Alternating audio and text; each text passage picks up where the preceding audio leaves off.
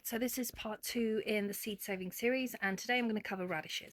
Now, most radishes are annual. Those little red ones that you find are typically the very small ones. If they're small, you can more or less assume that they're annual, but those massive ones like the daikon radishes that can get half a foot long, those are biannual. So judging by the size, you can normally tell whether they're annual or biannual. And most people, at least in England, they grow those little red radishes, but you can get them in all these different colors. You can get black, you can get multicolored, you can get some which have rings of different colors on the inside. So they're very visually interesting plant to grow, and they're also quite useful because they grow so fast. Fortunately, seed saving them is dead easy. The tricky part is having enough of them because they're very, very bad at self-pollination. So I found that bare minimum you need 20, maybe 40 plants, which considering the size of them, isn't that hard to grow in a small space. But the problem is that when they get to flower, they actually shoot up and they become massive and they flop over everything. Case in point, I had a row here of my radishes. They were absolutely massive. They were flopping over to the side. So what I did with that is I just pulled them forward into the walkway. Now this is what the flowers look like. They're very, very, very beautiful flowers.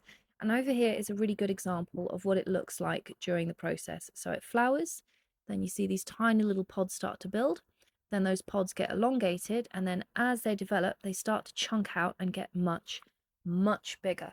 Now in India there's a fascinating variety called rat-tailed radish, and unlike this very small pathetic looking seed pod, those things can be from here to here. They're huge, and they're grown specifically to use the seeds in curries because these are edible.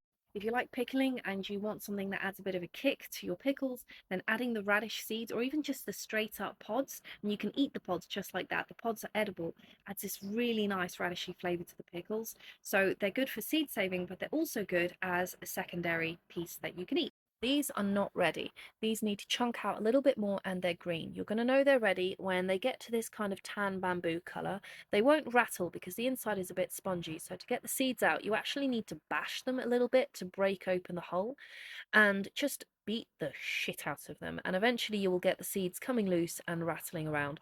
So you can save these in a dark, cool place, save them in a bag. They're not very likely to explode just because they are quite hard to crack out of the seed pod, but you can just put them loose in a box, wait till they get really dry and brittle, shake them around, and then collect all the loose, quite large seeds that are going to come out of it. If you're trying to preserve one particular kind of radish and you don't want them to cross, if you're following proper seed saving practices, you're meant to have a distance of half a mile between them.